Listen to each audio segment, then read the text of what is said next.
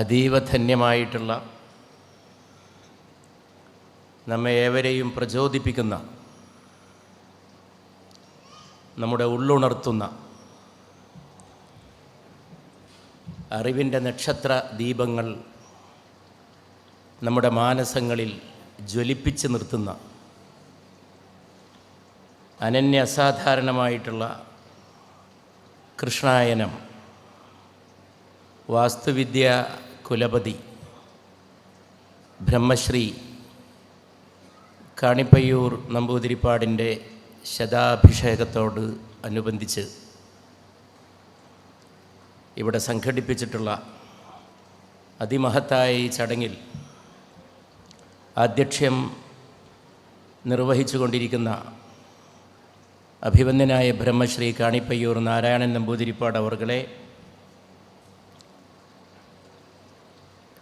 ഈ ചടങ്ങിൻ്റെ ഗാംഭീര്യത്തിനുതകുന്ന ഒരു സ്വാഗത ഭാഷണം കൊണ്ട് ഇതിന് തുടക്കം കുറിച്ച മുൻ നഗരസഭാ ചെയർമാൻ ശ്രീ PG ജയപ്രകാശ്, ഇവിടെ വേദിയിലുള്ള വിശിഷ്ടാതിഥികളായ മലയാള മനോരമയുടെ marketing and service solutions vice president അഭിവന്ദ്യനായ ശ്രീ ജോയ് മാത്യു, യോഗക്ഷേമ സഭയുടെ അഭിവന്ദ്യനായ ശ്രീ രമണൻ കാളിദാസൻ ഭട്ടത്തിരി,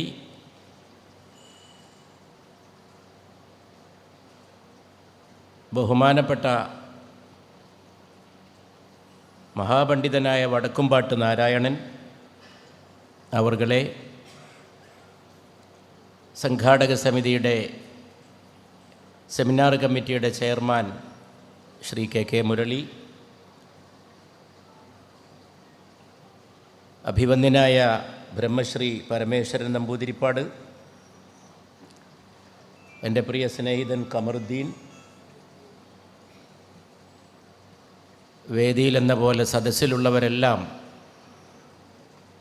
വളരെ ബഹുമാനപ്പെട്ടവരാണ്, എനിക്ക് പ്രിയപ്പെട്ടവരാണ്. ബഹുമാന്യരെ, സഹോദരന്മാരെ, സഹോദരിമാരെ, മുതിർന്നവരെ, കുഞ്ഞുങ്ങളെ, എൻ്റെ പ്രിയപ്പെട്ട യുവ സുഹൃത്തുക്കളെ, എല്ലാവർക്കും എൻ്റെ നമസ്കാരം, എൻ്റെ സ്നേഹാദരം. ഞാൻ ഈ രാവിലെയെക്കുറിച്ചാണ് ചിന്തിക്കുന്നത്, ഇന്നത്തെ പ്രഭാതത്തെക്കുറിച്ചാണ്. ഈ പ്രഭാതത്തിന് പേരിടാമെങ്കിൽ, അങ്ങനെ പേരിടാനൊരു അവകാശം ലഭ്യമായിരുന്നുവെങ്കിൽ ഞാനിതിനെ അറിവിൻ്റെ പ്രഭാതം എന്ന് വിളിക്കുമായിരുന്നു. വേദപ്രകാശത്തിൽ ഉദിച്ചുയർന്ന ഒരു സുപ്രഭാതം, അത്രമേൽ പ്രകാശപൂരിതമായിട്ടുള്ള, അത്രമേൽ പ്രചോദനദായകമായിട്ടുള്ള, അത്രമേൽ ചൈതന്യവത്തായിട്ടുള്ള ഒരു പ്രഭാതമാണ് ഇന്ന് ദൈവാനുഗ്രഹത്താൽ നമുക്ക് ലഭിച്ചിട്ടുള്ളത്. ഞാനങ്ങനെ ആലങ്കാരികമായിട്ട് പറയുന്നതല്ല, അറിവിനെ ജീവിതവ്രതമാക്കിയ, അറിവിനെ ജീവിതത്തിൻ്റെ അഗ്നിയാക്കി തീർത്ത, അറിവിൻ്റെ ത്യാഗാഗ്നിയിൽ തൻ്റെ ആയുസ്സിനെ മുഴുവൻ അതിൽ ലയിപ്പിച്ച, അതിലൂടെ തൻ്റെ ജീവിതത്തെ സ്ഫുടം ചെയ്തെടുത്ത ഒരു മഹാപണ്ഡിതൻ്റെ, അതിലപ്പുറം കേരളീയ സമൂഹത്തിൻ്റെ ഒരു മഹാസാന്നിധ്യത്തിൻ്റെ പേരിലാണ്, അദ്ദേഹത്തിൻ്റെ ശതാഭിഷേകമാണ് കൊണ്ടാടാൻ കുന്നംകുളത്തുകാർക്ക്, തൃശ്ശൂർക്കാർക്ക്, മലയാളികൾക്ക് ആകെ ഇവിടെ എത്ര പേർ സംബന്ധിക്കുന്നു എന്നുള്ളതല്ല, ഇത് മലയാളികളുടെ ഒരു പൊതു ചടങ്ങായിട്ടാണ് ഞാൻ കാണുന്നത്. മലയാളികളുടെ മുഴുവൻ ആദരമാണ് ശ്രീ കാണിപ്പയ്യൂർ നമ്പൂതിരിപ്പാടിന് നിങ്ങൾ ഈ 2 ദിവസത്തെ വിവിധങ്ങളായിട്ടുള്ള പ്രബുദ്ധമായിട്ടുള്ള ചടങ്ങുകളിലൂടെ അർപ്പിക്കുന്നത്. ഞാനിതിൻ്റെ സംഘാടകരെയാണ് ആദ്യമായിട്ട് അഭിനന്ദിക്കാൻ ആഗ്രഹിക്കുന്നത്. ഒരു സൗഭാഗ്യ ജന്മത്തെ നമ്മുടെയൊക്കെ സൗഭാഗ്യമാക്കി തീർക്കാൻ സാധിച്ചിട്ടുള്ള ഒരു സൗഭാഗ്യ ജന്മത്തെ ആഘോഷിക്കുന്നത്, അനുവർത്തിക്കുന്നത്, ആദരിക്കുന്നത് സംസ്കാരത്തിൻ്റെ ഭാഗമായിട്ടുള്ളതാണ്. നമ്മുടെ സംസ്കാരമാണ് ഇതിലൂടെ നാം പ്രകടിപ്പിക്കുന്നത്. അതുകൊണ്ട് ഈ പ്രഭാതം ഭാവിയിലും നമുക്ക് അവിസ്മരണീയമായിരിക്കുമെന്ന കാര്യത്തിൽ സന്ദേഹമേതുമില്ല. ഈ ചടങ്ങ് കഴിഞ്ഞാലും ഇതിൻ്റെ സൗരഭ്യം മാനസങ്ങളെ പുൽകിപ്പുണർന്നുകൊണ്ടേയിരിക്കുമെന്ന കാര്യത്തിലും എനിക്ക് അശേഷം സംശയമില്ല. കാരണം ഞാൻ നേരത്തെ പറഞ്ഞതാണ്, ശാശ്വതമായിട്ടുള്ളത് അറിവ് മാത്രമാണ്. ബാക്കിയുള്ളതെല്ലാം വളരെ നൈമിഷികമാണ്, നശ്വരമാണ്. കടന്നു പോകുന്ന നിമിഷങ്ങളാണ് നമ്മളെല്ലാവരും. നമ്മളൊക്കെ കടന്നു പോകുന്ന നിമിഷങ്ങളാണ്. ഒരു ഹിന്ദുസ്ഥാനി കവിയുടെ വരികളാണ് എനിക്ക് ഓർമ്മ വരുന്നത്. ബേഖറാർ ലംഹേ ഹേ ബേതകാൻ സദിയാ ഹേ. നമ്മളൊക്കെ ഇങ്ങനെ കടന്നു പോകുന്ന ക്ഷണങ്ങൾ മാത്രമാണ്, നിമിഷങ്ങളുടെ മിന്നലാട്ടം മാത്രമാണ് ഈ ജീവിതം. ആ നിമിഷങ്ങൾക്ക് അനശ്വരത നൽകുന്നത്, ശാശ്വതികത്വത്തിൻ്റെ മുദ്ര അതിൽ ചാർത്തുന്നത് അറിവ് മാത്രമാണ്. അറിവ് മാത്രമാണ്. എനിക്ക് കാണിപ്പയ്യൂർ നമ്പൂതിരിപ്പാടിനെക്കുറിച്ച് ഏറെ പറയാനൊന്നും അവകാശമുള്ള ഒരാളാണെന്ന് എന്നെക്കുറിച്ച് എനിക്ക് സ്വയം തോന്നുന്നില്ല. ഒറ്റ വാക്ക് പറഞ്ഞാൽ തന്നെ എൻ്റെ കടമ നിർവഹിക്കപ്പെടും, എൻ്റെ ആദരം നിറവേറ്റപ്പെടുമെന്നാണ് എൻ്റെ പ്രത്യാശ. ഈ മഹാമനുഷ്യനെക്കുറിച്ച് പറയാൻ അറിവിനെ ബഹുമാനിച്ച് പറഞ്ഞാൽ മതി എന്നാണ് എൻ്റെ മനസ്സെന്നോട് പറഞ്ഞുകൊണ്ടേയിരിക്കുന്നത്. അറിവിനെ ആദരിക്കുക എന്നതാണ് അദ്ദേഹത്തിൻ്റെ ആദരത്തിൻ്റെ താല്പര്യം. അറിവ് കുറഞ്ഞു വരുന്നൊരു കാലത്ത്, ദർശനം കൈമോശം വരുന്നൊരു കാലത്ത്, ജീവിതത്തിൻ്റെ വ്യവഹാരങ്ങളിൽ നിന്ന്, അർത്ഥതലങ്ങളിൽ നിന്ന്, ജീവിതത്തിൻ്റെ ശ്രേഷ്ഠപ്രമാണങ്ങളിൽ നിന്ന്,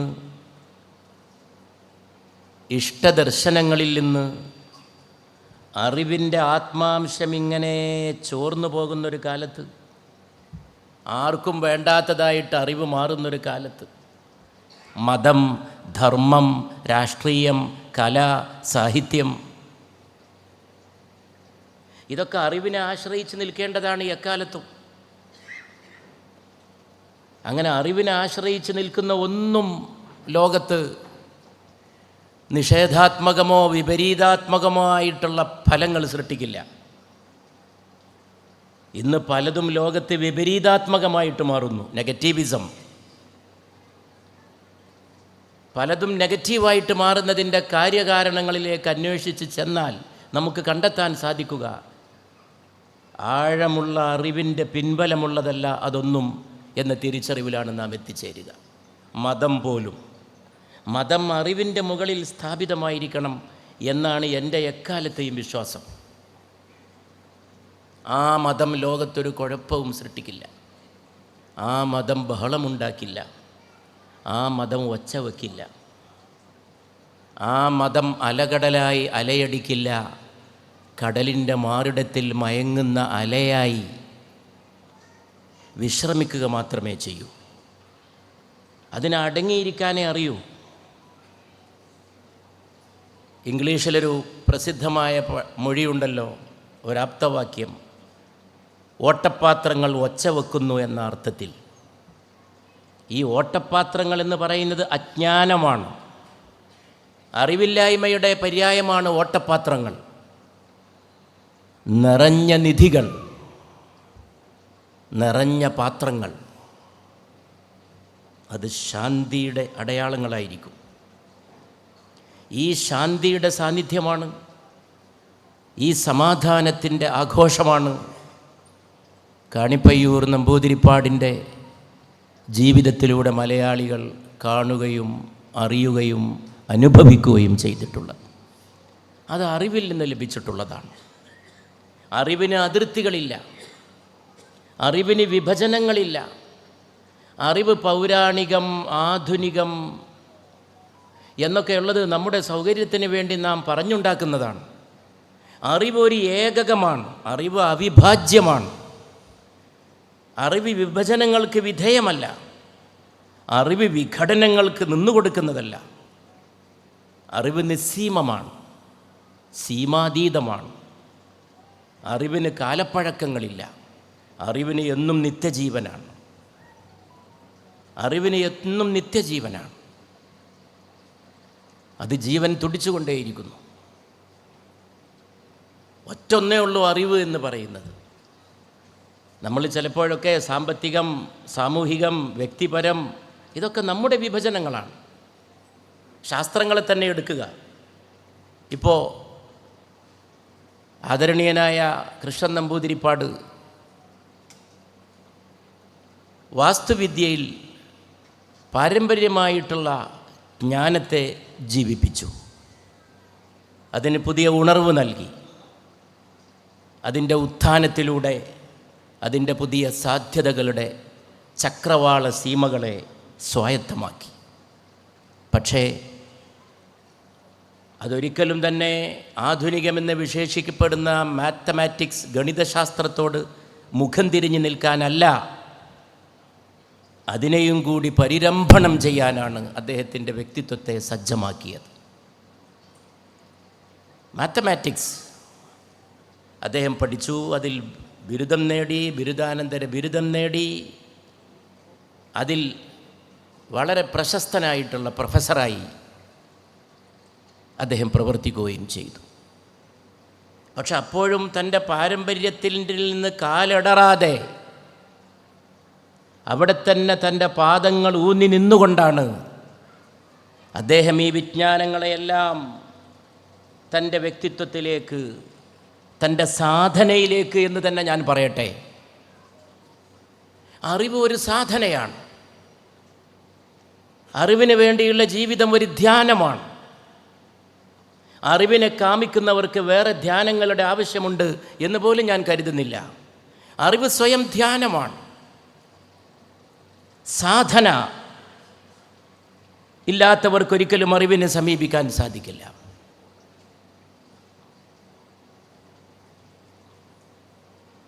ഉപനിഷത്തിലെ ഒരു വാക്ക്,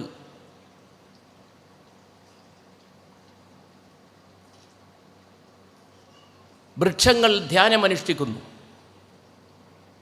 പർവ്വതങ്ങൾ ധ്യാനമനുഷ്ഠിക്കുന്നു, അപ്പുകൾ ധ്യാനമനുഷ്ഠിക്കുന്നു, പൃഥ്വി ധ്യാനം ചെയ്യുന്നു. വിവേകശാലിയായ മനുഷ്യ, നീയും ധ്യാനത്തിലേക്ക് വാ. ഉപനിഷത്തിൽ പറഞ്ഞിട്ടുള്ളതാണ്. അതെങ്ങനെ എവിടെയെങ്കിലും പോയിരുന്നിട്ടൊരു മൂലയിലിരുന്ന് കണ്ണടച്ചിരുന്ന് ഇന്ന് ലോകം മുഴുവൻ, നാട് മുഴുവൻ ധ്യാനത്തിൻ്റെ ഇൻസ്റ്റിറ്റ്യൂട്ടുകൾ തുടങ്ങുന്ന പോലെ സ്ഥാപനവൽക്കരിച്ചുണ്ടാക്കുന്ന വ്യാപാരവൽക്കരിക്കപ്പെട്ട വ്യവഹാരങ്ങളെക്കുറിച്ചല്ല ആ പറഞ്ഞിട്ടുള്ളത്. അത് മനസ്സിൻ്റെ ഒരു ഭാവമാണ്. ധ്യാനം ഒരു സംസ്കാരമാണ്, ആന്തരികമായ സംസ്കാരമാണ്. ബാഹികമായത് പലതും കണ്ടുമടുത്ത ഈ ലോകത്ത് തൻ്റെ സ്വത്വത്തിൻ്റെ തീക്ഷണമായിട്ടുള്ള ദാഹത്തിൽ നിന്നാണ് കാണിപ്പയ്യൂർ നമ്പൂതിരിപ്പാട് ഒരു ജീവിതം കെട്ടിപ്പടുത്തത്.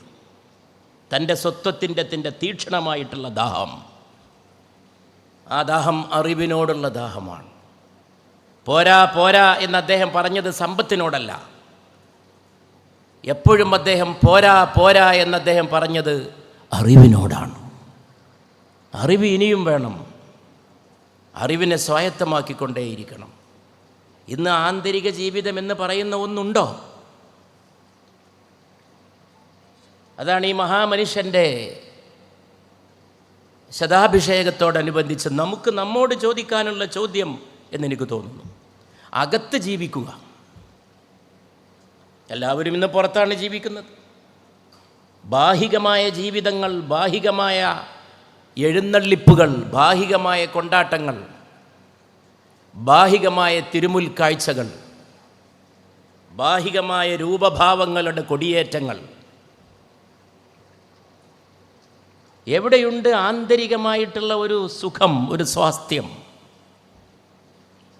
ഈ ആന്തരികമായ സ്വാസ്ഥ്യം നേടിത്തരാൻ ശ്രേഷ്ഠമായിട്ടുള്ള അറിവ് കൊണ്ട് മാത്രമേ സാധിക്കൂ.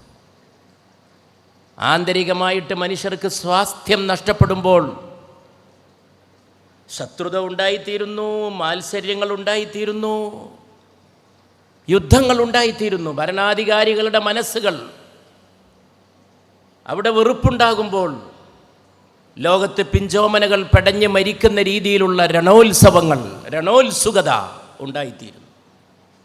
അടിസ്ഥാനപരമായ കാരണം നമ്മൾ ചിന്തിച്ച് നോക്കിയിട്ടുണ്ടോ? അടിസ്ഥാനപരമായ കാരണം വ്യക്തിക്ക് മനസ്സിനെ നിലനിർത്താൻ കഴിയുന്നില്ല. ആർട്ടിഫിഷ്യൽ ഇൻ്റലിജൻസിൻ്റെ കാലത്താണ് കാണിപ്പയ്യൂർ നമ്പൂതിരിപ്പാടിൻ്റെ ശതാഭിഷേകം ഈ നാട് കൊണ്ടാടുന്നത്. ഒന്നിനോടും നമ്മൾ മുഖം തിരിഞ്ഞ് നിൽക്കേണ്ടതില്ല. ആർട്ടിഫിഷ്യൽ ഇൻ്റലിജൻസ് എന്ന് കേൾക്കുമ്പോഴേക്ക് അതിനെ തള്ളിക്കളയണമെന്ന് പറയുന്ന ഒരു പൂർവ്വകാല രതി, പഴയതൊക്കെ ശരി പുതിയതൊക്കെ തെറ്റ് എന്ന അഭിപ്രായക്കാരനല്ല ഞാൻ. പക്ഷേ എങ്ങോട്ടാണ് ഈ ആർട്ടിഫിഷ്യൽ ഇൻ്റലിജൻസ്, നിർമ്മിത ബുദ്ധി മനുഷ്യനെ കൊണ്ടുപോകുന്നത് എന്നൊന്ന് ആലോചിക്കണ്ടേ? എല്ലാം കൃത്രിമമായി, ആർട്ടിഫിഷ്യൽ ആർട്ടിഫിഷ്യൽ ആർട്ടിഫിഷ്യൽ. എന്തായിരിക്കും ഇതിൻ്റെ എല്ലാം ഒരു അവസാനത്തെ പരിണിതി എന്ന് മുൻകൂട്ടി കാണാൻ നമുക്ക് സാധിക്കണ്ടേ? ഈ കഴിഞ്ഞ ആഴ്ച പാർലമെൻറ്റിൽ ഈ വിനീതൻ ഒരു എളിയ സംസാരം നടത്തിയിരുന്നു. ഞാൻ വലിയ സമ്പദ്ഘടനകൾ ലോകത്തനുഭവിക്കുന്ന ആന്തരികമായ പരാജയത്തിലേക്ക് ബഹുമാനപ്പെട്ട സഭയുടെ ശ്രദ്ധ ക്ഷണിച്ചുകൊണ്ട് ഞാൻ ജപ്പാൻ്റെ ഒരു ഉദാഹരണം എടുത്തു പറയുകയുണ്ടായി. ജപ്പാനിൽ 20 മിനിറ്റിന് ഒരാളെന്ന തോതിലാണ് ആത്മഹത്യ.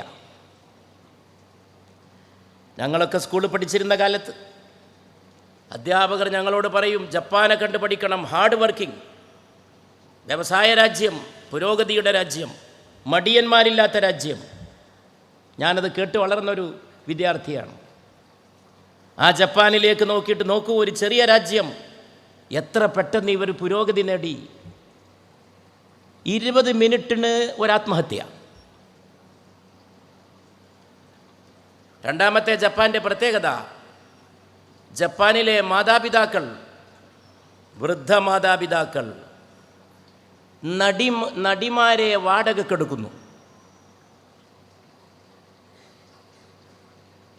അവർ ഞായറാഴ്ചകളിൽ വന്ന് വൃദ്ധ മാതാപിതാക്കളോട് ഹലോ പറഞ്ഞു പോകാൻ, മാം, ഹലോ മാം, ഹലോ ഡാ, ഹലോ പോപ്പ്, ഇത് പറയാൻ വേണ്ടി വാടകയ്ക്ക് കൊടുക്കുന്നു.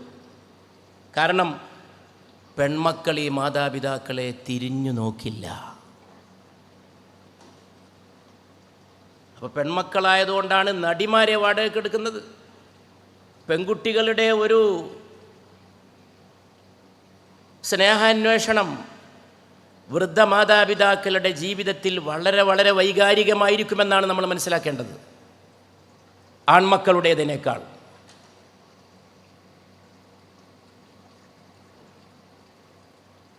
കാണിപ്പയ്യൂരിൻ്റെ കുടുംബത്തിൻ്റെ, ഞാൻ ഈ വേദിയിലിരുന്ന് ഈ കുടുംബത്തെക്കുറിച്ച് ചിന്തിക്കുകയായിരുന്നു. പുസ്തകം കൊണ്ടുവരുന്നത്, അത് സമർപ്പിക്കുന്നത്, പൂത്താലമേന്തുന്നത്, കൊച്ചു കുട്ടികൾ മുതൽ അവരുടെ മന്ദസ്മിതം നോക്കൂ, ആ മൃദുമന്ദഹാസം, അമൗനമന്ദഹാസം. ഇതൊരു കുടുംബത്തിൻ്റെ കൂടി ആഘോഷമാണ് കാണിപ്പയ്യൂരിൻ്റേതെന്ന് പറയുന്നത് വലിയ സന്ദേശമാണ് പ്രദാനം ചെയ്യുന്നത്. അതിൽ വലിയൊരു മെസ്സേജുണ്ട്. ആരും ഒറ്റപ്പെട്ടൊന്നും നേടുന്നില്ല. കുടുംബം പോലും അറിവിന് വേണ്ടി സമർപ്പിക്കപ്പെട്ട ഒരു കുടുംബത്തിൻ്റെ ഇതിഹാസമാണ് കാണിപ്പയ്യൂർ കുടുംബത്തിൻ്റെ ചരിത്രം മലയാളികളുടെ മുമ്പിൽ തുറന്നു വെച്ചിട്ടുള്ളത്. ശങ്കര നമ്പൂതിരിപ്പാടിൻ്റെ ജ്ഞാനോപദേശം, അതാണ് അദ്ദേഹത്തിൻ്റെ പേരമകൻ്റെ ജീവിതത്തിൻ്റെ നിയതി കുറിക്കുകയുണ്ടായത്. പിതാമഹൻ്റെ ജ്ഞാനോപദേശം. ജ്ഞാനത്തോട് ആ വാക്ക് കൂടി ചേർത്താൽ, ചില വാക്കുകളൊക്കെ നമ്മൾ ഇരുത്തി ചിന്തിപ്പിക്കണം. ആ വാക്കൊന്നും ഇനിയുള്ള കാലം ഏറെക്കാലം ഉപയോഗത്തിലുണ്ടാകുമെന്ന് എനിക്ക് തോന്നുന്നില്ല. ആ വാക്കുകളെ നാളെ ഗൃഹാതുരത്വത്തോടു കൂടി ഓർക്കേണ്ടി വരും. നഷ്ടപ്പെട്ടതിനെ ഓർക്കുന്ന ഏർപ്പാടാണ് ഗൃഹാതുരത്വം. നഷ്ടപ്പെട്ടതിനോടുള്ള തീക്ഷ്ണമായിട്ടുള്ള ആഗ്രഹമാണ് nostalgia.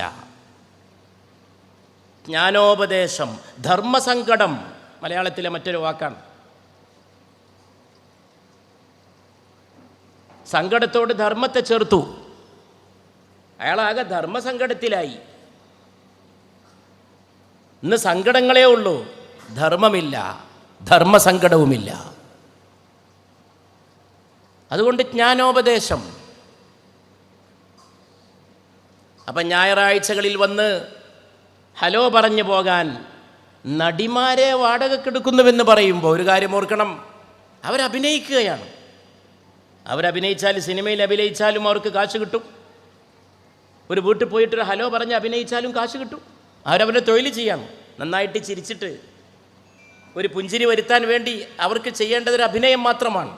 Hello, how are you എന്ന് ചോദിച്ചു പോകാൻ ഞായറാഴ്ചകളിൽ മാത്രം അവർ വന്നു പോകും. കഴിഞ്ഞ ദിവസം ലോക്സഭയിൽ ഈ വിനീതൻ ഇത് പറഞ്ഞത്, അങ്ങനെ ഒരു എക്കോണമിയായി നമ്മുടെ എക്കോണമി മാറാതിരിക്കട്ടെ, ലോകത്തെവിടെയും മാറാതിരിക്കട്ടെ. മൂന്നാമത്തെ കാര്യം, ജപ്പാനിൽ ആളുകൾ പാർക്കുന്ന സ്ഥലത്ത് ഇടയ്ക്കിടെ മൃതദേഹങ്ങൾ കണ്ടെത്തും. ദിവസങ്ങളും ആഴ്ചകളും കഴിഞ്ഞിട്ടായിരിക്കും മൃതദേഹം കണ്ടെത്തുന്നത്. മരിച്ചു കിടക്കുന്നുണ്ടാവും ഇഷ്ടം പോലെ, നോക്കാൻ ആളില്ല, അവരൊറ്റക്കാണ് പാർക്കുന്നത്. ഇതാണ് പുതിയ Japan, the third largest economy, ലോകത്തെ ഏറ്റവും വലിയ മൂന്നാമത്തെ സമ്പദ്ഘടന. മനുഷ്യനില്ല, സമ്പത്തുണ്ട്. മനുഷ്യത്വമില്ല, ടെക്നോളജിയുണ്ട്. ഹൃദയമില്ല, ബുദ്ധിയുണ്ട്. ഹൃദയമില്ല, ബുദ്ധിയുണ്ട്. ഹൃദയമേ നിലനിൽക്കൂ. ഹൃദയമാണ് നിലനിൽക്കേണ്ടത്, ഹൃദയത്തെയാണ് നിലനിർത്തേണ്ടത്. ബുദ്ധി പോയിക്കോട്ടെ.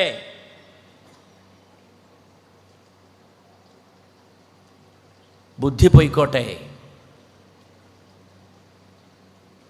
ബുദ്ധി പോയാലും മനുഷ്യന് ജീവിക്കാം. ബുദ്ധി കണക്ക് കൂട്ടുന്ന യന്ത്രമാണ്. ഹൃദയം അനുഭവിക്കുന്ന വികാരമാണ്. ഹൃദയം അച്ഛനാണ്, ഹൃദയം അമ്മയാണ്, ഹൃദയം കൊച്ചു കുഞ്ഞിൻ്റെ ആർത്തനാദമാണ്. ഹൃദയം അമ്മയുടെ പേറ്റുനോവാണ്.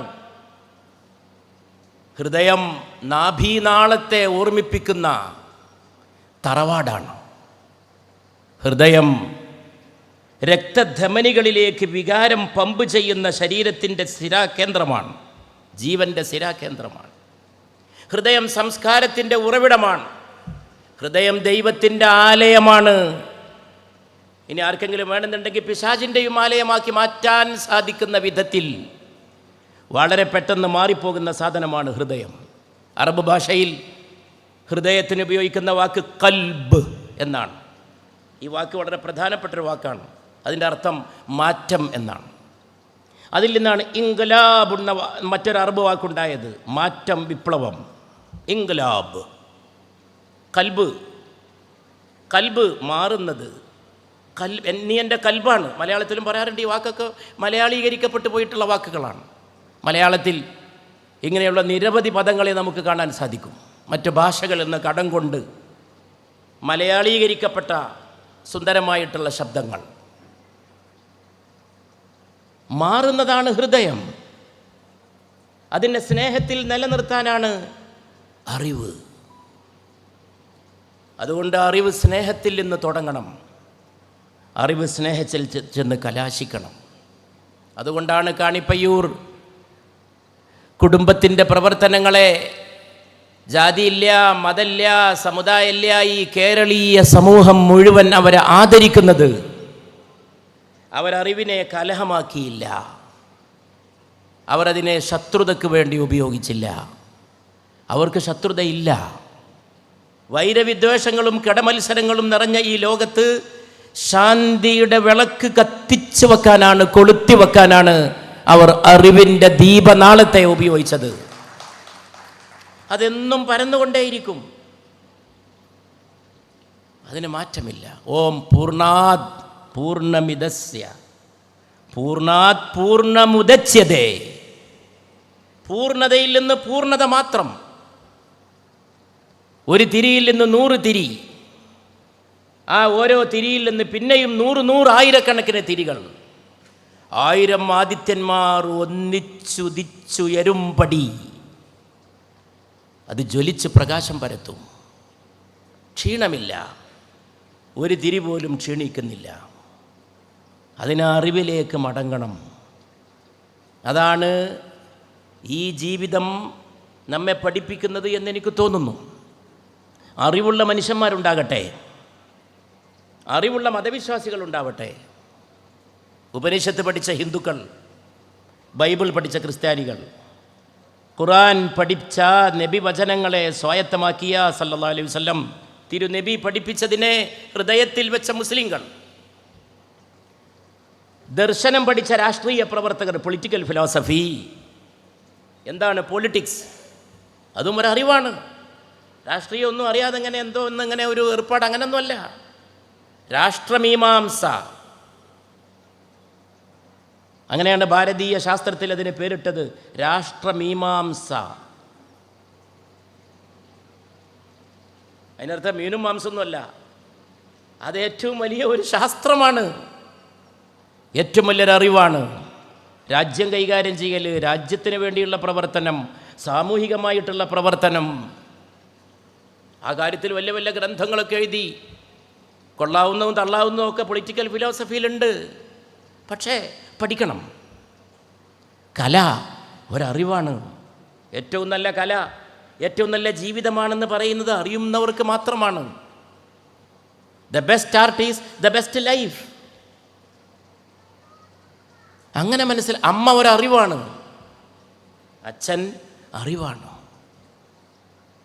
അച്ഛൻ അറിവിൻ്റെ പ്രതിരൂപമാണ്. അച്ഛൻ വഴി നടത്തുന്നു. അച്ഛൻ്റെ പിന്നാലെ മകൻ നടന്ന് നീങ്ങുന്നത് ചില കുടുംബങ്ങളിൽ അത് അവർ വലിയ സൗഭാഗ്യമുള്ളവരാണ്. കാണിപ്പയ്യൂർ കുടുംബത്തെ പോലെ ആ കുടുംബത്തിൽ മുമ്പേ നടന്നവരെല്ലാം അറിവിൻ്റെ വഴിയെ നടന്നു. കേരളത്തിലെ പഴയ ഇല്ലങ്ങൾ, ബ്രാഹ്മണ തറവാടുകൾ, അവരിവിടെ പൂജയും ആരാധനയും മാത്രമല്ല നടത്തിയത്, അവർ വലിയ ജ്ഞാനകുംഭങ്ങൾ ഏറ്റെടുക്കുകയും അതിനെ നിർവഹിക്കുകയും അതിൽ നിന്ന് അറിവ് വിതരണം ചെയ്യുകയും ഉണ്ടായി.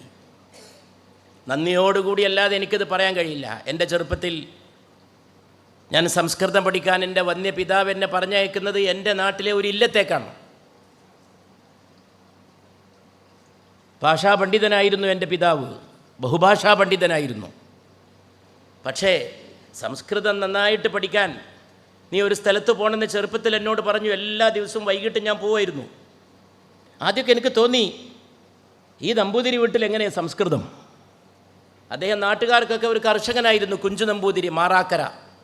ഇവിടെ സ്വാഗത പ്രസംഗം കേട്ടപ്പോൾ ഞാൻ ഒരുപാട് കാര്യങ്ങൾ ഓർത്തിരുന്നു പോയി. എൻ്റെ തന്നെ ജീവിതത്തിലേക്ക് ഞാൻ കടന്നുപോയി. ബഹുമാനപ്പെട്ട ശ്രീ ജയപ്രകാശിൻ്റെ അർത്ഥവത്തായിട്ടുള്ള സ്വാഗത ഭാഷണം. അദ്ദേഹം EMS കുറിച്ച് പറഞ്ഞു, ഞാൻ പോയ ഇല്ലം EMS ഒളിവിൽ പാർത്ത ഇല്ലമായിരുന്നു ഞാൻ ഈ പഠിച്ച സ്ഥലം. കുഞ്ചു നമ്പൂതിരിയുടെ ഇല്ലത്ത് എൻ്റെ ഗുരു എന്നോട് പറയായിരുന്നു, ഇവിടെയാണ് EMS കിടന്നിരുന്ന മുറി, മാറാക്കരയിലെ അദ്ദേഹത്തിൻ്റെ ഇല്ലത്ത്. അദ്ദേഹത്തിൻ്റെ അടുക്കുന്ന് ഞാൻ സംസ്കൃതം പഠിച്ചു. ഒരു ദിവസം എൻ്റെ ഗുരുനാഥൻ എന്നോട് പറഞ്ഞു, ഏതായാലും സംസ്കൃതം പഠിക്കല്ലേ, ഭഗവത്ഗീത പഠിച്ചാലോ? ഞാൻ പറഞ്ഞു, അങ്ങ് തീരുമാനിക്കും പോലെ. പഴയ ഒരു ഗീതാഗ്രന്ഥം തുറന്നു വെച്ചു. അന്ന് മുതൽ ഗീതാ സ്വാധ്യായം, ഗീതാ പഠനം എൻ്റെ ഗുരുനാഥൻ തുടങ്ങി വെച്ചു. പാർലമെൻറ്റിലെ ഒരു ദിവസം ഇങ്ങനെ നടന്നു പോകുമ്പോൾ നിറഞ്ഞ കണ്ണോടെയും കരളോടെയും അല്ലാതെ ഞാൻ ഓർക്കാറില്ല. ഞാൻ വെറുതെ എങ്ങനെ നടന്നു പോവുക. ഞാൻ രാജ്യസഭയിൽ ചെന്ന 1994 പഴയ പാർലമെൻറ്റ് മന്ദിരം വെറുതെ നടന്നു പോകാൻ മേലോട്ട് നോക്കി. ഈശ്വരാനുഗ്രഹം പോലെ മേലോട്ട് നോക്കാൻ തോന്നി. നോക്കുമ്പോൾ പാർലമെൻറ്റിൻ്റെ ഒരു മകുടത്തിൽ എൻ്റെ ഗുരുനാഥൻ എന്നെ പഠിപ്പിച്ച ഉപനിഷത്തിൻ്റെ ശ്ലോകം എഴുതി വച്ചിരിക്കുകയാണ്. മനോഹരമായ ദേവനാഗരി ലിപിയിൽ. അത് കാണാൻ വേണ്ടി എൻ്റെ കാല് തടഞ്ഞോന്ന് എനിക്ക് തോന്നി. കാർപ്പറ്റിൽ കാല് തടഞ്ഞപ്പോഴാണ് ഞാൻ നിന്നപ്പോൾ മേലോട്ട് നോക്കി. ആരും എന്നോട് പറഞ്ഞു തന്നിരുന്നില്ല, ഞാനിവിടെയും വായിച്ചിരുന്നില്ല. അയം നിജപരോ വേദിഗണനാം ലഘുചേതസാം ഉദാരചരിതാനാം തു വസുധൈവ കുടുംബകം. അന്നുണ്ടായ കോരിത്തരിപ്പ് ഇന്നും എൻ്റെ രക്തത്തിലുണ്ട്, എൻ്റെ സിരകളിലുണ്ട്. എൻ്റെ ഗുരുനാഥൻ മരണപ്പെട്ട ദിവസം ഞാൻ പാർലമെൻറ്റിൽ പോകാൻ നിൽക്കുകയായിരുന്നു. വലിയ ഔദാര്യമായിരുന്നു അദ്ദേഹം എന്നോട് കാണിച്ചിരുന്നത്. സ്വാഗത പ്രസംഗത്തിനിടയിൽ ഇവിടെ ചായ കൊണ്ടുവന്നു. അപ്പം ഞാൻ എൻ്റെ ഗുരുവിൻ്റെ ഇല്ലത്തെ ചായ ഓർത്തു. അതുകൊണ്ട് എന്നെ സംബന്ധിച്ച് കാണിപ്പയ്യൂർ നമ്പൂതിരിപ്പാടിൻ്റെ ശതാഭിഷേകം എൻ്റെ ഓർമ്മകളുടെ കൂടെ ഒരാഘോഷമായിട്ട് മാറി. അങ്ങനെ ഞാൻ എന്നിലൂടെ ഒരു കാണിപ്പയ്യൂരിൻ്റെ എന്ന് വെച്ചാൽ ഞാനതിലൂടെ ഉദ്ദേശിക്കുന്ന ഓരോ മലയാളിയുടെയും മുമ്പിൽ കാണിപ്പയ്യൂരിൻ്റെ ഒരു പ്രഭാവമുണ്ട്. ഞാൻ എത്രയോ കാലമായിട്ട് കേൾക്കുന്ന പേരാണിത്, കാണിപ്പയ്യൂർ, കാണിപ്പയ്യൂർ, കാണിപ്പയ്യൂർ. ഇത് കേൾക്കാത്ത മലയാളി ഉണ്ടോ? അഭിമാനമാണ് ഈ കുടുംബം, ഓരോ മലയാളിക്കും അഭിമാനമാണ്.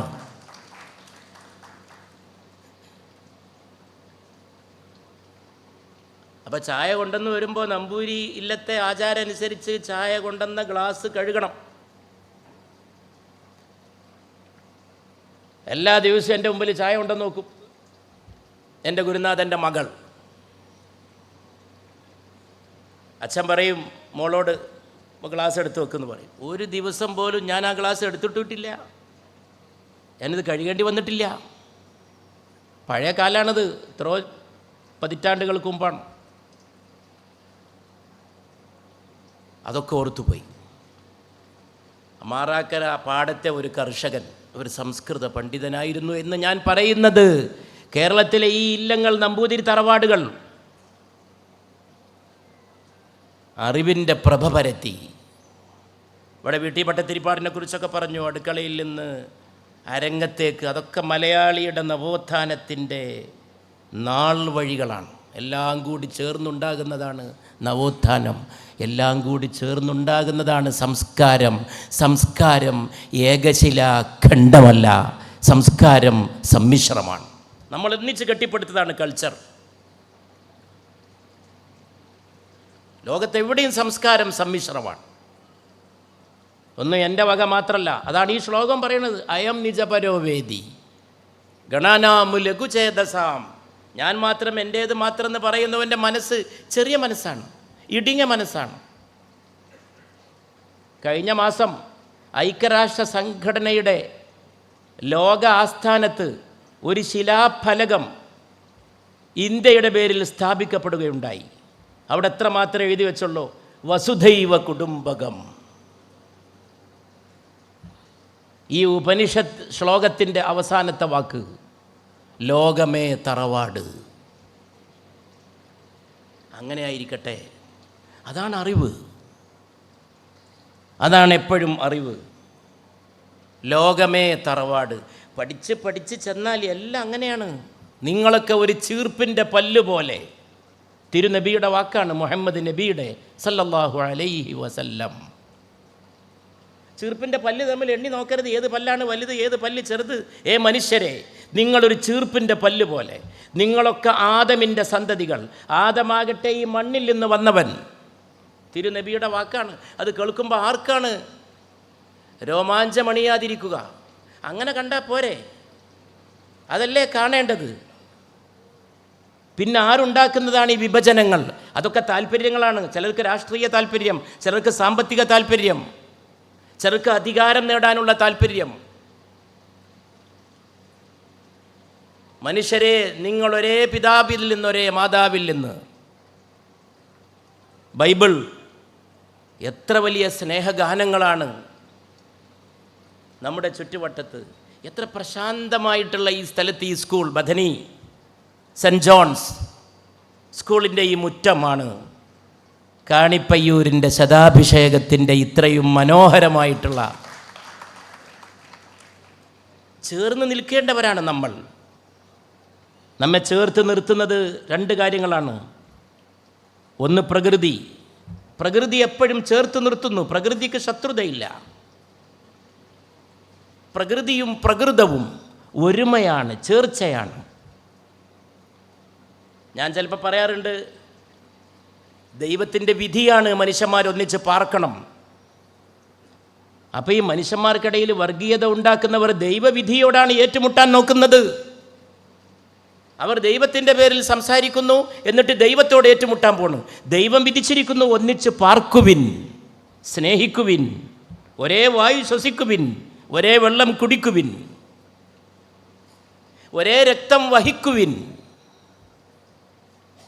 ദൈവമല്ലേ അങ്ങനെ തീരുമാനിച്ചത്? അല്ലെങ്കിൽ ലോകം എങ്ങനെയാവോ? പിന്നെ ദൈവത്തിൻ്റെ പേരിൽ ആണയിടുന്നവരെങ്ങനെയാണ് ദൈവകൽപ്പിതമായ നിയതിക്കെതിരെ യുദ്ധത്തിനൊരുങ്ങുന്നത്?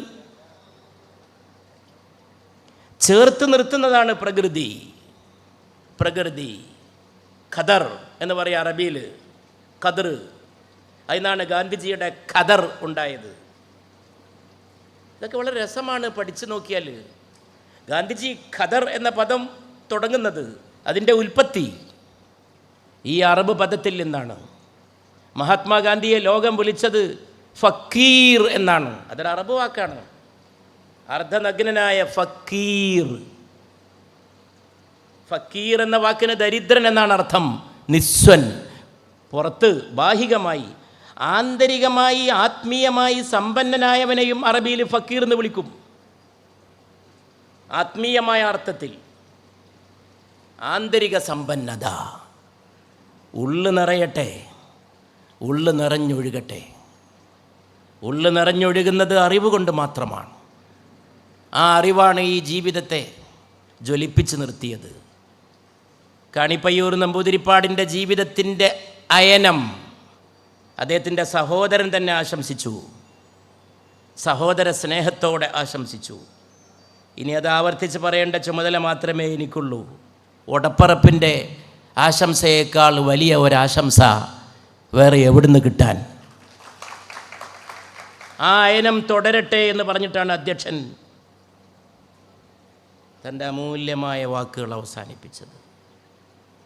എത്ര ഉത്കടമായ ഹൃദയാലുത്വത്തോടെയാണ്, എത്ര ഹൃദയ താപത്തോടെയാണ് ഒരു സഹോദരൻ മറ്റൊരു സഹോദരന് ആശംസ നേരുന്നത്.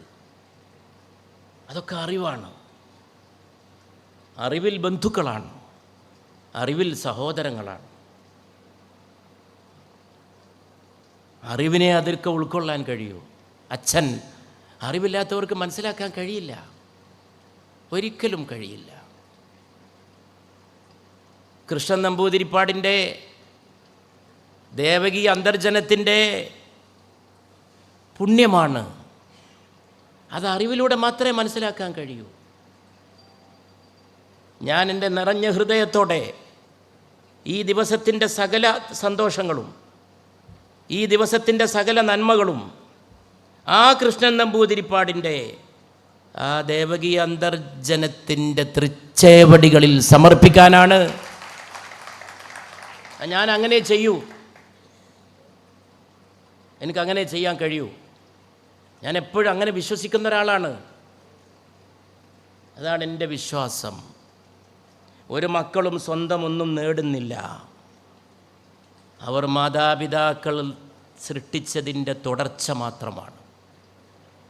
മാതാപിതാക്കൾ നേടാത്തത് ചില മക്കൾ നേടുമ്പോൾ ചില മക്കൾ കരുതിപ്പോണ് അത് അജ്ഞാനം കൊണ്ടാണ്, ഇത് ഞങ്ങളായിട്ട് നേടി. അല്ല, അത് നേടാനുള്ള സന്നദ്ധത, അത് നേടാനുള്ള അർഹത, അത് നേടാനുള്ള അവകാശം നിന്നിൽ നിക്ഷിപ്തമാക്കിക്കൊണ്ടാണ് ആ സാധുക്കൾ വിട പറഞ്ഞത്.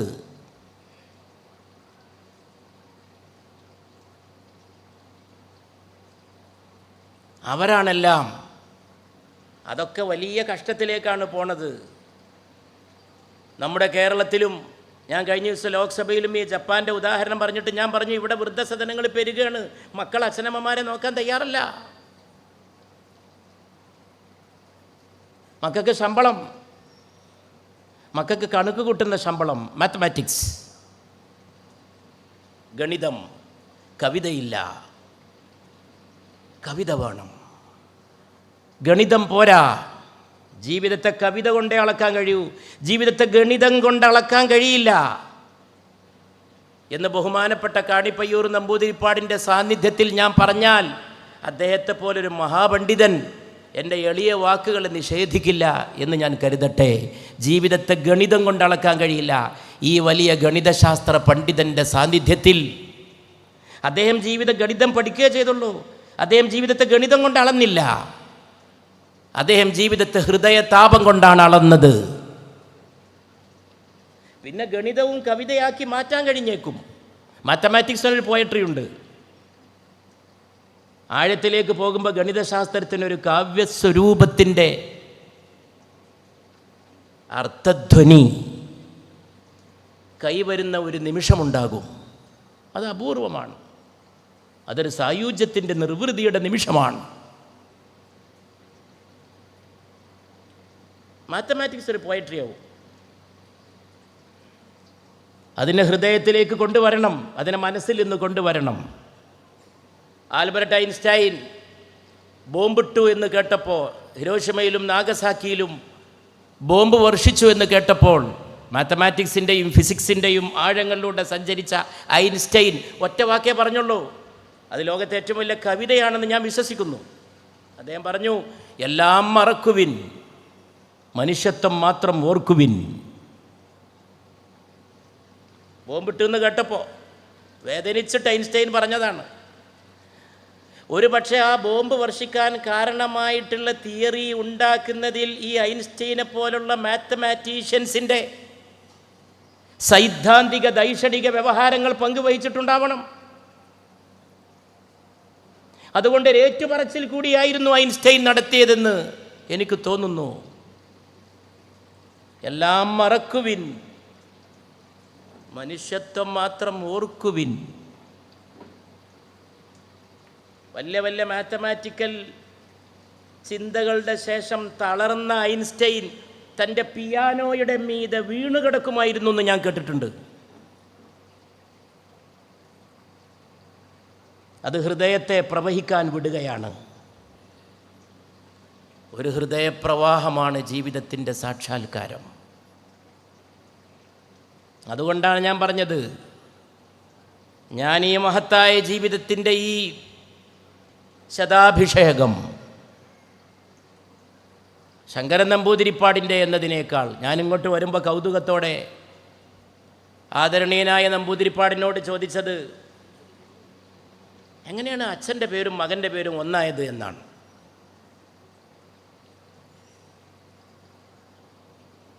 അതിൻ്റെ കാര്യകാരണങ്ങൾ അദ്ദേഹം എന്നോട് പറഞ്ഞു.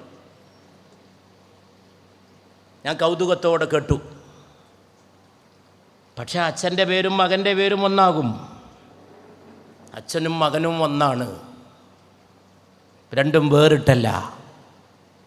പൂർണ്ണതയിലേക്കുള്ള മനുഷ്യ ജീവിതത്തിൻ്റെ സഞ്ചാരത്തിൽ അച്ഛനൊരു കണ്ണിയാണ്, മകൻ മറ്റൊരു കണ്ണിയാണ്. കേൾക്കുമ്പോഴേക്ക് വികാരഭരിതനാകുന്ന ഒരു അറബ് പഴമൊഴിയുണ്ട് എന്നെ സംബന്ധിച്ച്. അത് കേൾക്കുമ്പോഴത്തേക്ക് ആദ്യം കേട്ട നിമിഷം ഞാൻ അപ്പോഴേ വികാരഭരിതനായി. ഞാൻ ആരോടൊക്കെ അത് പറഞ്ഞു, അത് കേട്ടവരൊക്കെ വികാരഭരിതരായിട്ടുണ്ട്. എം എം കാരശ്ശേരി മാഷൊരീസ് അദ്ദേഹത്തിൻ്റെ മകനെ കൂട്ടി എവിടെ നിൽക്കുമ്പോൾ ഞാൻ കണ്ടു. അപ്പോഴും ഞാൻ ഈ പഴമൊഴി പറഞ്ഞു. കാരശ്ശേരി വികാരഭരിതനായി. പഴമൊഴി ഇത്രയേ ഉള്ളൂ: അൽ വലതു സിറു അബി, പുത്രൻ തൻ്റെ പിതാവിൻ്റെ പൊരുളാണ്. പുത്രൻ പിതാവിൻ്റെ പൊരുളാണ്.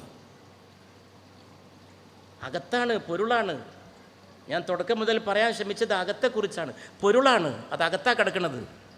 അച്ഛൻ്റെ അകത്ത് കിടക്കുന്ന രഹസ്യമാണ് മകൻ. അമ്മയുടെ ഉള്ളിൽ നിന്ന് വരുന്ന ഒരു രഹസ്യമാണ്. അത് വാക്കാണ്, അത് വാക്കാണ്. നല്ല വാക്കുണ്ടായിരിക്കട്ടെ. നല്ല വാക്കാണ് അറിവ്. ന സ്നാനം ന വിലേപനം ന കുസുമം നാലങ്കൃതോ മൂർധജ. കുളിച്ച് മേലെ ഓരോന്ന് പുരട്ടി പൂ ചൂടി മൂർധാവിൽ മുടി കെട്ടിവെച്ച് നാലങ്കൃതോ മൂർധജ. അതുകൊണ്ടൊന്നും നീ കേമനായിത്തീരില്ല. വാഗ്ഭൂഷണം ഭൂഷണം. നീ പറയുന്ന വാക്ക് മാത്രമാണ്, നന്മ നിറഞ്ഞ വാക്ക് മാത്രമാണ് നിനക്ക് അലങ്കാരമായിട്ടുള്ളത്. ഞാൻ എൻ്റെ വാക്കുകൾ, എൻ്റെ എളിയ സംസാരം ഉപസംഹരിച്ചു കൊള്ളട്ടെ ഹൃദയം നിറയുന്ന ബഹുമാനത്തോടെ, നന്ദിയോടെ, കണിപ്പയ്യൂർ നമ്പൂതിരിപ്പാടിനോടുള്ള നന്ദിയോടെ, അറിവിൻ്റെ മുത്തുകൾ വാരി വിതറിയതിന്, സ്നേഹത്തിൻ്റെ തുരുത്തുകൾ പകർന്നേകിയതിന്, മലയാളി സംസ്കാരത്തിൻ്റെ ശോഭയെ കൂടുതൽ സാന്ദ്രമാക്കിയതിന്, തൻ്റെ ജീവിതകാലം കൊണ്ട് അറിവിൻ്റെ ദൗത്യത്തെ നിരന്തരം ഉണർത്തിയതിന് അദ്ദേഹത്തിന് നന്ദി പറയട്ടെ. ഈ നിമിഷത്തിൻ്റെ സന്തോഷം നേരത്തെ പറഞ്ഞ പോലെ കൃഷ്ണൻ നമ്പൂതിരിപ്പാടിൻ്റെ ദേവകി അന്തർജനത്തിൻ്റെ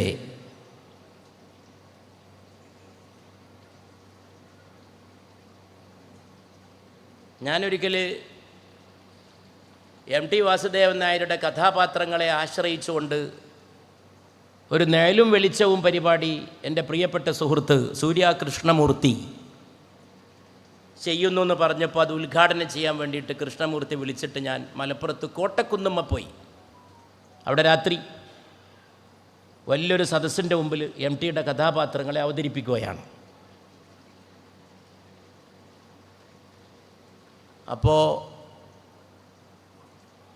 അത് കാണാനിരുന്നു. എം ടിയുടെ കഥാപാത്രങ്ങൾ ഓരോന്നായി ലൈറ്റ് ആൻഡ് സൗണ്ട് നിഴലും വെളിച്ചമായിട്ട് വരികയാണ്. ഒരാൾ മാത്രം നിഴലും വെളിച്ചമായിട്ട് കൃഷ്ണമൂർത്തി അവതരിപ്പിച്ചില്ല, ശബ്ദമായിട്ട് മാത്രമേ അവതരിപ്പിച്ചുള്ളൂ. ആ കഥാപാത്രമാകട്ടെ എം ടിയുടെ സർവസ്വമാണ്, എം ടിയുടെ കഥകളുടെ ജീവനാണ്. ആ കഥാപാത്രത്തിന് നിഴലും വെളിച്ചം കൊടുത്തില്ല, ശബ്ദം മാത്രം. അത് മറ്റാരുമല്ല, അമ്മയാണ്, എം ടിയുടെ അമ്മ. എല്ലാ കഥകളിലും എം ടി ആരെക്കുറിച്ച് എഴുതിയാലും അവിടെയൊക്കെ അമ്മയുണ്ട്. ശബ്ദമായിട്ടാണ് കൃഷ്ണമൂർത്തി അമ്മയെ അവതരിപ്പിച്ചത്. വല്ലാതെ അതിൻ്റെ ഉള്ളുലച്ചു കളഞ്ഞു. ഏറ്റവും കരുത്ത് അതിനാണെന്ന് എനിക്ക് തോന്നി. നിഴലും വെളിച്ചവുമായിട്ട് രംഗത്ത് വരാത്ത ആ സാധുസ്ത്രീ അമ്മ എന്ന സാധുസ്ത്രീ, ചിലപ്പോൾ മലയാളിയുടെ അലക്കുകാരി എന്നും പറയാം. മലയാളിക്ക് അമ്മ കാശ് കൊടുക്കാതെ അലക്കുന്ന അലക്കുകാരി.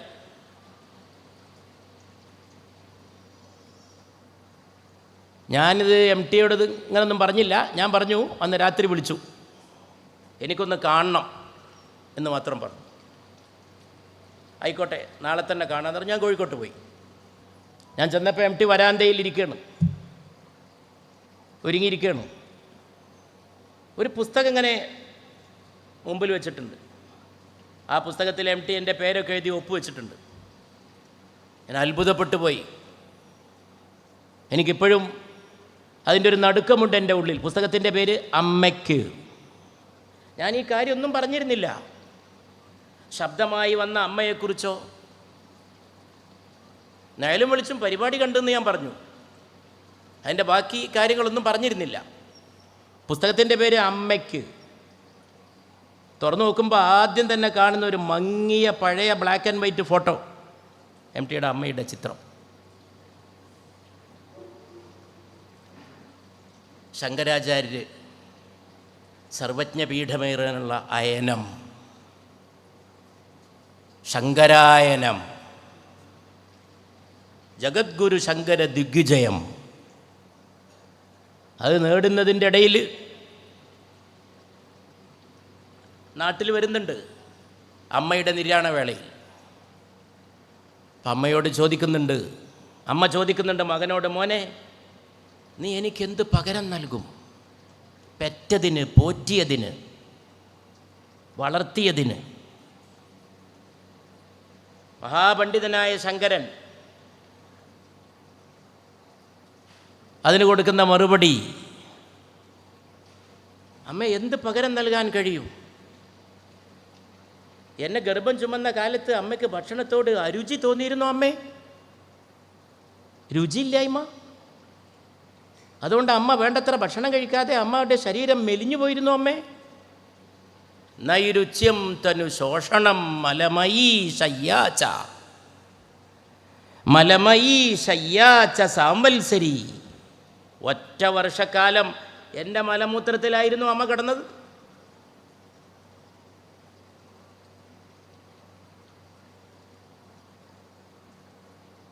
അതിനെന്ത് പകരം നൽകും?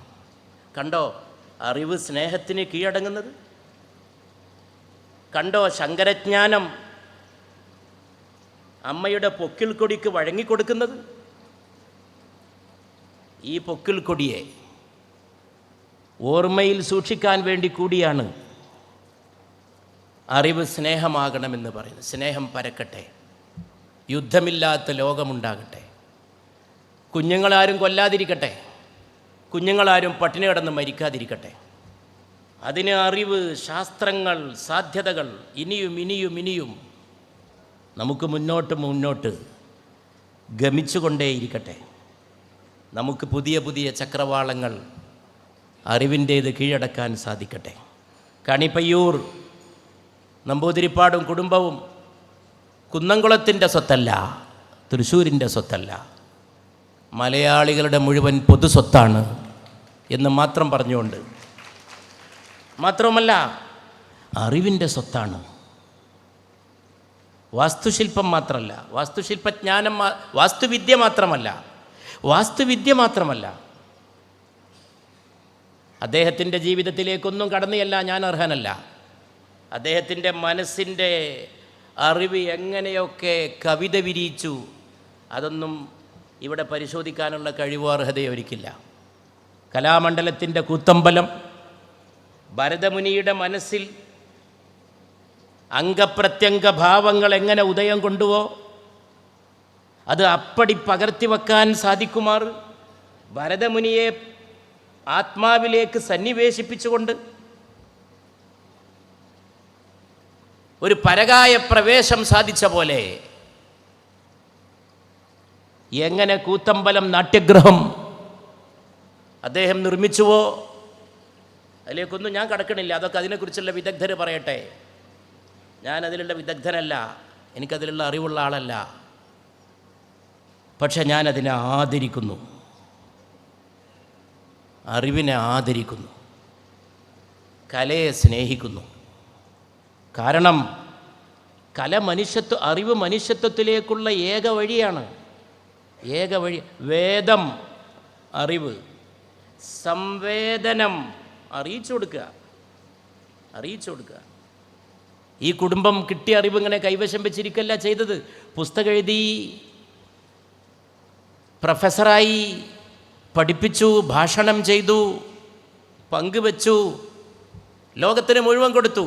യുനെസ്കോക്ക് വരെ ആ മഹത്തായ ജ്ഞാനദൗത്യത്തെ ആദരത്തോടെ നോക്കിക്കാണേണ്ടി വന്നു. ലോകത്തോളം ഖ്യാതി, ലോകത്തോളം കീർത്തി. പക്ഷെ അത് സ്നേഹമാണ്. ഞാനതിലാണ് ഊന്നുന്നത്, സ്നേഹമാണ്. ഇതിൻ്റെ ഇടയിൽ തന്നെ മൈത്രി, സഹോദര സ്നേഹം, സമുദായ മൈത്രി, ഇതൊക്കെ അവർ കൂടെ കൂട്ടി, സകല സമുദായങ്ങളെയും കൂടെ കൂട്ടി. ഞാനിങ്ങോട്ട് വരുമ്പോൾ പ്രിയപ്പെട്ട ലബീബ്, ഈ യോഗത്തിലേക്ക് എന്നെ സ്നേഹപൂർവ്വം ക്ഷണിച്ച ലബീബ് പറഞ്ഞു, ഇവിടെ കുന്നംകുളം മഹല്ല് കമ്മിറ്റിയുടെ ഒരു ഉപഹാരം അവർ കാണിപ്പയ്യൂർ നമ്പൂതിരിപ്പാടിന് സമർപ്പിക്കുന്നുണ്ട് എന്ന് പറയുകയുണ്ടായി. അത് കാണിപ്പയ്യൂരുടെ ഇവിടുത്തെ മഹല്ല് കമ്മിറ്റിയുടെ മാത്രമല്ല, അത് മുഴുവൻ കേരളത്തിലെ മുസ്ലിങ്ങളുടെ സ്നേഹോപഹാരമായി. എൻ്റെ നാട് കോട്ടയ്ക്കൽ. ഞാൻ ആര്യവൈദ്യശാലയുടെ മണം നുകർന്ന് വളർന്നവൻ. ചെറുപ്പത്തിൽ കോട്ടയ്ക്കലെ ചന്തക്ക് പോകുമ്പോൾ അരിഷ്ടം, നല്ല തൈലം, എണ്ണ, കഷായം കാച്ചുന്നത്, പണ്ടൊക്കെ വിറകിലാണ് കാച്ചുക, ഇപ്പോഴാണ് ഇതൊക്കെ വന്നത്, യന്ത്രങ്ങളൊക്കെ വന്നത്. അപ്പം അങ്ങനെ കഴിയൂ. പണ്ട് നന്നായി കാച്ചുകയാണ്, വിറകും കെട്ട് കൊണ്ടുവന്നിട്ട് മരുന്നങ്ങ് കാച്ചു. അപ്പം അതിൻ്റെ മണങ്ങനെ നുകർന്ന് വളർന്നവനാണ് ഞാൻ. പക്ഷേ ഞാൻ കാണുന്നൊരു കാഴ്ച വേറെയുണ്ട്. കൈലാസ മന്ദിരം, PS വാര്യർ പാർത്തിരുന്ന വീടിൻ്റെ കവാടം നടുക്ക് ശ്രീകൃഷ്ണ വിഗ്രഹം കൊത്തിവെച്ചിട്ടുണ്ട്. ഒരു ഭാഗത്ത് ഒരു ചന്ദ്രക്കല, അതിൽ അല്ലാഹു എന്ന അറബ് കയ്യക്ഷരത്തിലാണ് വാര്യർ കൊത്തിവെപ്പിച്ചത്. മറുഭാഗത്തൊരു കുരിശ്.